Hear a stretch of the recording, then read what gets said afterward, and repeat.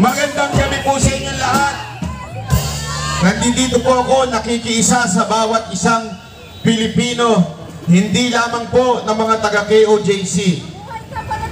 Alam niyo po mga kababayan, kami po ay hindi membro ng KOJC, ngunit nakiisa kami sa kanilang pinaglalaban dahil hindi lamang po mga taga-KOJC ang inaapi ng punyetang gobyernong ito.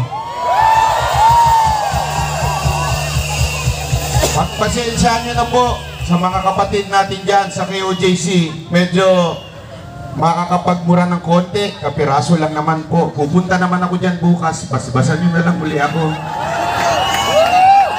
Ako po ay pupunta ho dyan mamayang gabi, pagkatapos ko po dito, upang makisama ho kasama ang mga banateros, upang ipaglaban natin dahil hindi pa po tapos ang laban. Nakita nyo naman po, diba, na hanggang kanina po, meron silang mga pinapasok na kahon-kahon. Hindi natin alam kung ano itong laman na kahon na ito. Bakit po ba napakahalagang bantayan po yan? Dahil pag yan po ay bomba, pwede po tayong hulihin lahat ng nasa loob niyan without bail. Ibig sabihin po nun, kulong po tayo. Kaya nga, muli ako nananawagan sa mga kababayan natin, yung pang-aaping ginagawa sa KOJC, hindi lamang po yun doon sa kanila, kundi sa bawat isa sa atin. Kaya nga po ako nakikisama dito sa mga kapatid nating vloggers. BMR, magandang gabi, sir. Bati na sila! Dito po masigista. Ito po yung mga iba nating kababayan. Wala na po ditong banateros, bistakeros. Iisa na lang po tayo dito. Tama! Iisa na lang tayong pinaglalaban. Ang tunay na gobyernong nagsisilbi sa bayan. May mensahe po ako sa mga kababayan nating OFW na naandi dito.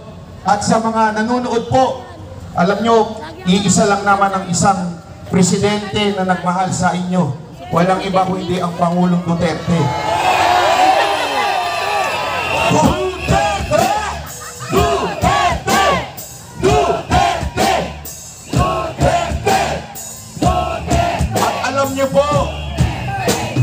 Mensahe ko lamang po sa mga kapulisan natin. Marami po tayong kilalang pulis. Alam nyo, mahal na mahal kayo ni Pangulong Duterte. Pagtungtong na pagtungtong niya, tinaas ang sahod ninyo. Ano ang ginawa ng Marcos administration? Pagtungtong ninyo niya, tinanggal, binawasan ng pensyon nyo. Tapos ngayon, ginagawa kayong alila sa KOJC. Habang ang putang inang boss nila, ano ginagawa? Ginagawang pa ako ng kanta. Napaka-animal, favorite song ko pa man din yung salamat na yun. Tapos may paakbay-akbay pa. Pwede po ba kumakbay? At least ito, out of tune daw, out of tune. Hindi ba, di ba? Makikita nyo yung mga kapulisan natin, pagkatapos ho kayo, ginanyan, hinalila, saan kayo natutulog? Sa lapag, walang pagkain. Sino nagbibigay ng pagkain? Mga taga-KOJC. Yung mga sinipa ninyo ang nagbibigay ng pagkain sa inyo. Yung mga nilapastangan ninyong karapatan, yan ang nagbibigay ng pagkain sa inyo. Yung buwis na sinasabi ninyo, galing yan sa amin. Kaya wala kayong karapatan na magmalaki sa amin. Pero kayong paman, mahal kayo ng mga taga-KOJC. At yung boss nyo, ano ginagawa? Nagpa-party. Hanggang kailan kayo magbubulag-bulagan? Hanggang kailan kayo magbibingi-bingihan? Kayong mga kapulisan, panahon na para ipagtanggol ninyo ang ating saligang batas na nagsasabi ang kapangyarihan ay nasa taong bayan, hindi sa mga politiko magnanakaw. Nakita nyo ba yung ginagawa sa kamera ngayon? Ginigipit ang lahat ng kaalyado ni Pangulong Duterte. Si Atty. Roque, na wala namang kinalaman, pilit na dinadamay. Si Senator Bongo, na wala rin kinalaman, pilit na dinadamay, si Senator Bato. At ang inyong lingkod, nung hindi pumayag na maging bayaran na vlogger, dinimanda nila. Makagago, isa kang umamin na isa kang bayaran. Ang tanong dito, yan ba ang pakakain mo sa mga anak mo? Kaya mga kababayan, sasamahan ko kayo, sasamahan kayo ng bawat vloggers na nanaati dito upang ipaglaban ang ating bayan. Gagamitin ko na rin po itong pagkakataon na ito. Meron po nag-send kasi sa akin ng message. Pinakita niya yung video. At panawagan ko na rin po ito sa ating mga kababayan. Si Torre po ay hindi Iglesia ni Cristo. Napanood ko po yan mismo doon sa kanilang channel. Kaya wag na po natin idikit si Torre sa Iglesia ni Cristo. Feeling ko Iglesia ni Demonyo yun eh. Kaya tayo ay nananawagan po sa bawat reliyon dito sa Pilipinas, mapa-iglesia, mapa-muslim. Huwag po nating kakalimutan po. Babasahin ko lang sa inyo ng maikli. Ako naman. Baka gumalaw yan. Bagay! Bagay! Bagay! Meron lamang po akong babasahin sa inyo. Mensahe ko po ito sa mga naniniwala sa Panginoon. Proverbs 31 verse 8 to 9. Speak up for those who cannot speak for themselves, for the rights of all who are destitute. Speak up and judge fairly. Defend the rights of the poor and needy. Iglesia ni Cristo, mga Muslim, mga Kristiyano, yan po ang sinasabi sa atin, maging mga Katoliko, ipaglaban natin ang mga Pilipino. Kung kayo po ay hindi magsasalita at pahihintulutan ng kasamaan, ito po yung kasalanan sa bayan.